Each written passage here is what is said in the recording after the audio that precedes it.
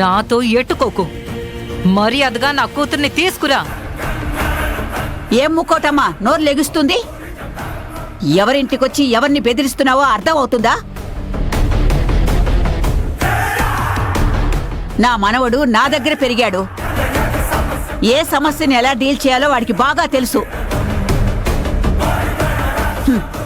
నువ్వెలాంటి దానివో ఊర్లో అందరికీ తెలుసు. నువ్వు వర్షాన్ని వదిలే, రామరాజు నీ కూతుర్ని వదిలేస్తాడు. ఇంకొక మాట మాట్లాడినా బావుండదు. పో ఇక్కడి నుంచి. ఇది ఏటి కాదు. నానే మీ వర్షాన్ని కిడ్నాప్ చేశానని మీ దగ్గర సాక్ష్యం ఉందా? ఆధారం ఉందా? మీరే అనవసరంగా నా మీద నిందలేసేస్తున్నారు. వర్షతో నాకేటి సంబంధం లేదు. నా కూతుర్ని తీసుకునే నానిక్కడి నుంచి వెళ్తాను. లోపల ఎక్కడుంది? ముక్కోటమ్మా,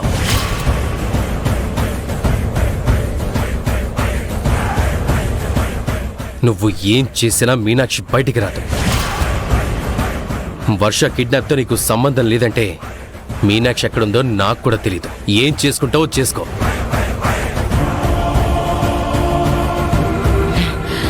అనవసరంగా నన్ను రెచ్చగొట్టుకో. తగ్గుముకోటమ్మా. ఇంతకు ముందు గుళ్ళో మా వర్షని కిడ్నాప్ చేయడానికి ప్రయత్నం చేశావు.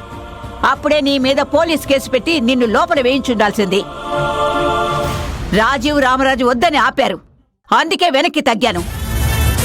అదే నేను చేసిన తప్పు. ఇప్పుడు నేను నీకు చెప్పేది ఒకటే, వర్షాన్ని బయటికి పంపు. నువ్వేం చేసినా ఈసారి ఆగను. పోలీసులకి చెప్పి నిన్ను కటకటాలు లెక్క పెట్టిస్తాను. వెళ్ళిపో. వర్షాన్ని అడ్డెట్టుకుని మిమ్మల్ని నా కాళ్ల కాడికి తీసుకొచ్చేద్దాం అనుకున్నాను.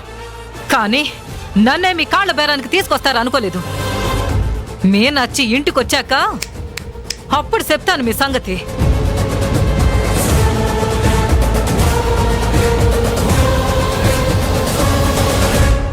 మంచి పని చేశావు రామరాజు. వర్ష వస్తేనే మీనాక్షిని పంపించేది.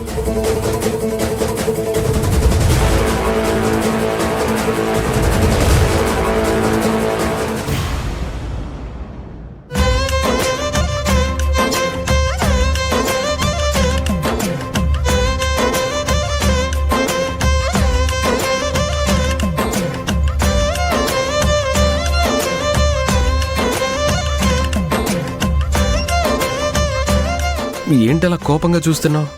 దొరుబాబు, నీతో ఆడుకుని అల్లరి చేసి సరదాగా గడిపి చాలా రోజులవుతుంది. ఇప్పుడు నిన్ను కాటాడుకుంటాను చూడు.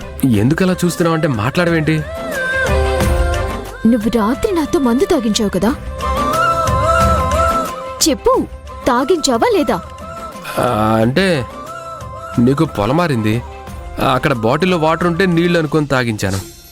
కాదు, కావాలని ప్లాన్ ప్రకారమే తాగించావు. నేనెందుకు అలా చేస్తాను?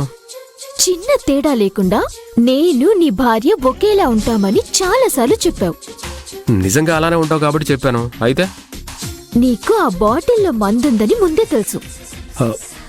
నాకు పొలమారటాన్ని అవకాశంగా తీసుకున్నావు. ఏదో చెడు ఉద్దేశాన్ని నీ మనసులో పెట్టుకుని నాతో మందు తాగించావు. నాకు అర్థమైంది. ఉండు, నిన్ను నమ్మి పంపిస్తే ఇలా చేశావని రామరాజుకి చెప్తాను. అమ్మ తల్లి, నీకో దండం. నాకే చెడు ఉద్దేశం లేదు. నిజంగా అది వాటర్ అనుకునే నీతో తాగించాను. ఆ విషయం మర్చిపో తల్లి.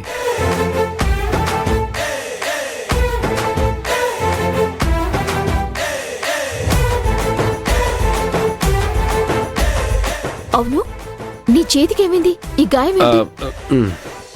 ఏం లేదు. గాయం కనిపిస్తుంటే ఏం లేదంటారేంటి? దెబ్బలే తగిలింది. వద్దమ్మా, ఎందుకు ఆ గాయం తగిలిందో చెప్తే దానికి ఇంకో కథ అల్లి నన్ను టెన్షన్ పెడతావు. మీ కంటికి నేనెలా కనిపిస్తున్నాను? కథలు చెప్పేదానిలాగా, టెన్షన్లు పెట్టే శాడిస్ లాగా కనిపిస్తున్నానా?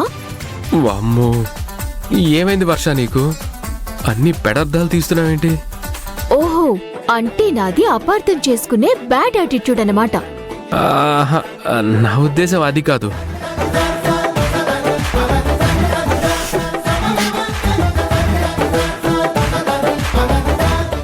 మరి చెప్పండి, చేతికి గాయం ఎలా అయింది? ఏదో చిన్న గాయం, దీని గురించి మర్చిపోవచ్చుగా. మందు తాగాను కాబట్టి గుర్తులేదు అనుకుంటున్నారా? మీరు మీ రక్తంతోటి నా నుదుటన కుంకుమ బొట్టు పెట్టారు కదా. పెళ్లి కాని ఆడపిల్లకి పరాయి మగాడు అలా బొట్టు పెట్టొచ్చా? అది కూడా రక్తంతో. తప్పు కదా?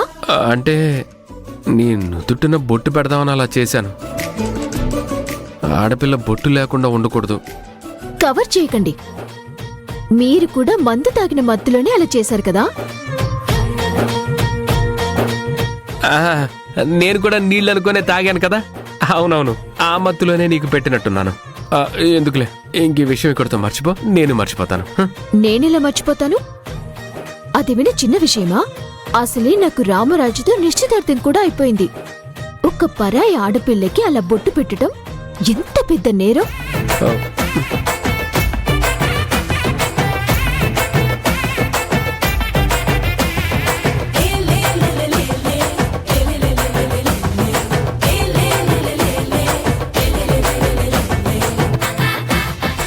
నాకు అర్థమైంది. ఏమర్థమైంది? నువ్వు నన్ను ఆడుకుంటున్నావు. నీ సంగతి ఇలా కాదు. నా మీద వేస్తావా? నిన్ను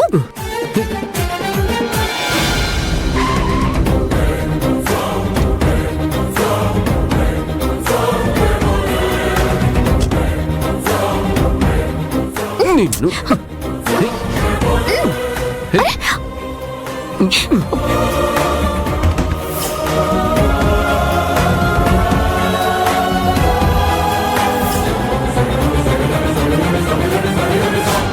ఆగండి మేడం. ఎందుకు?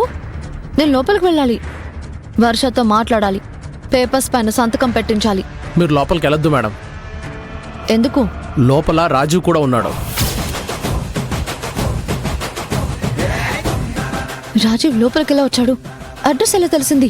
మా మనిషిని వరుస కొట్టి ఆడి ఫోన్ నుండి రాజీకి ఫోన్ చేసి అడ్రస్ చెప్పింది. అతను వర్షను ఇడిపించడానికి వస్తే నాన్న కర్రతో కొట్టి లోపలేశాను, కానీ కట్లు ఇడిపించుకున్నాడు. అందుకే డోర్ లాక్ చేసి మేము బయట ఉన్నాం.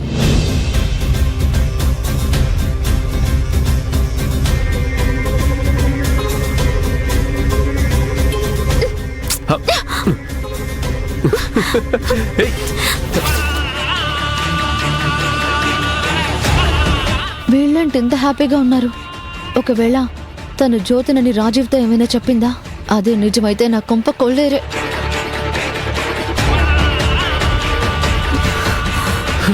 రాజీవ్ గారు, ఇంకా చాలు.